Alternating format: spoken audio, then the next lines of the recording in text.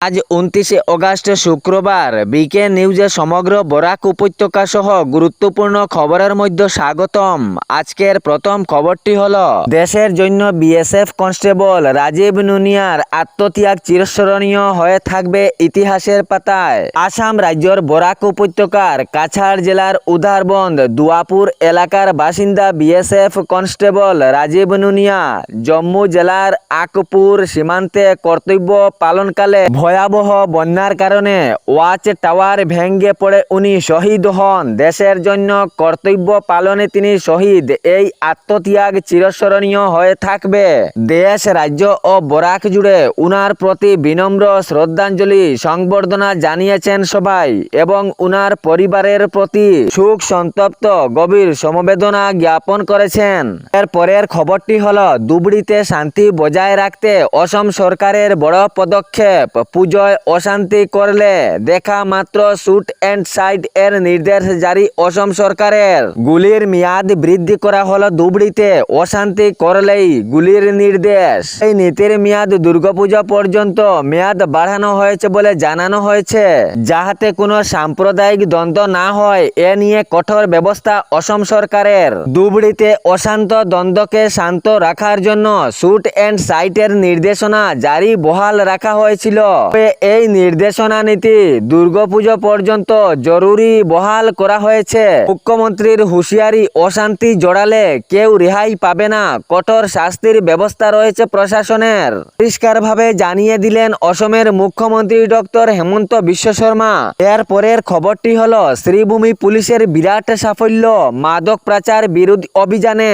প্রায় ৬ কোটি টাকার হেরোইন সহ ইয়াবা ট্যাবলেট উদ্ধার। এক বোলেরো গাড়িতে 2টি তেলের ট্যাঙ্ক তৈরি করে এর মধ্যে গোপনীয়ভাবে মাদক পাচারের চেষ্টা, কিন্তু পাচারকারীর এই পরিকল্পনা ব্যর্থ হয় শ্রীভূমি পুলিশ বাহিনীর তৎপরতায়। কুয়ামারা বাইপাস থেকে অভিযান চালিয়ে শ্রীভূমি পুলিশ উদ্ধার করে বিপুল পরিমাণের ইয়াবা ট্যাবলেট সহ হেরোইন। মণিপুর থেকে মাদকদ্রব্য পাচারের চেষ্টা, এই নেশা পাচারের অভিযোগে আটক করা হয় এক মহিলা সহ 3 যুবককে।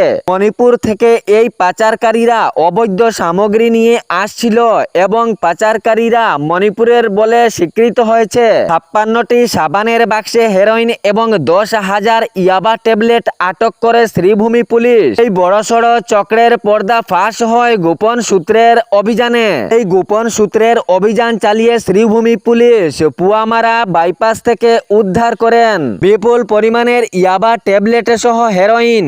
মাদক সামগ্রীর বাজার মূল্য প্রায় আনুমানিক 6 কোটি টাকা হবে বলে জানানো হয়েছে।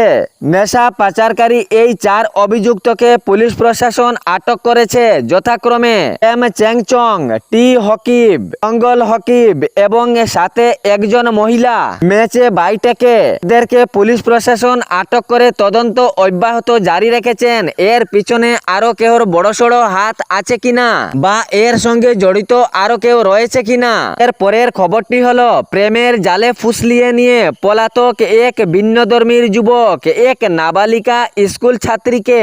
এ ঘটনা পুরো চাঞ্চল্য সৃষ্টি হয়েছিল কালাচড়া বাজার এলাকা জুড়ে।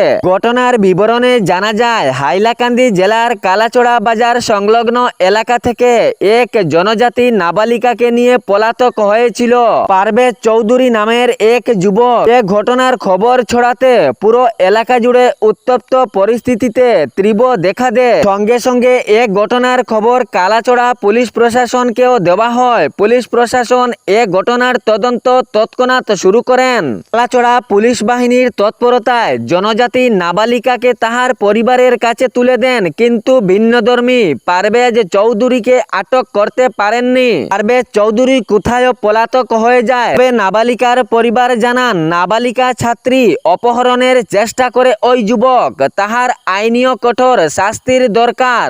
এই ঘটনার তদন্ত পুলিশ বাহিনী অব্যাহত রাখেন এবং নাবালিকার অপহরণের মামলায় অভিযুক্ত পারভেজ চৌধুরীকে কালাচড়া পুলিশ আটক করতে সক্ষম হন। কালাচড়া পুলিশ বাহিনীর তৎপরতায় প্রথমে নাবালিকাকে পরিবারের কাছে তুলে দেন, পরে দ্রুত অভিযান চালিয়ে নাবালিকা অপহরণকারীকে গ্রেফতার করেন। এর পরের খবরটি হলো, নির্দিষ্ট সময়সীমার ভিতরে সড়ক দখলমুক্ত না করলে কঠোর আইনীয় শাস্তির হুঁশিয়ারি নজরদারি কাটলিচড়া পুলিশ বাহিনী। কাটলিচড়ায় ফুটপাত দখলমুক্ত করাতে পুলিশ বাহিনী বিরাট অভিযান চালিয়েছেন। বিবরণে জানা যায়, হাইলাকান্দি জেলার কাটলিচড়া বাজারের প্রধান সড়কের দুপাশে ব্যবসা বাণিজ্য সামগ্রী অবৈধভাবে রেখে ব্যবসা চালাচ্ছেন। এতে রাস্তায় চলাচল বা যানবাহনের যানজটের সমস্যা নিবারণের জন্য হাইলাকান্দি জেলার কাটলিচড়ার পুলিশ প্রশাসন বিরাট পদক্ষেপ নিয়েছেন। ফুটপাত দখলমুক্ত করাতে প্রশাসন এ অভিযান চালিয়েছেন। ব্যবসায়ীদের আগামী দুদিনের সময়সীমা বেঁধে দিয়ে প্রশাসনের পক্ষ থেকে স্পষ্ট হুঁশিয়ারি দেওয়া হয়েছে।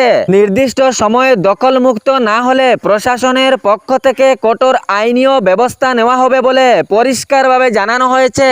তাহলে খবরটি শেয়ার করতে ভুলবেন না, যাতে সঠিক সংবাদগুলো অন্যজনেরও কাছে পৌঁছায়। ধন্যবাদ।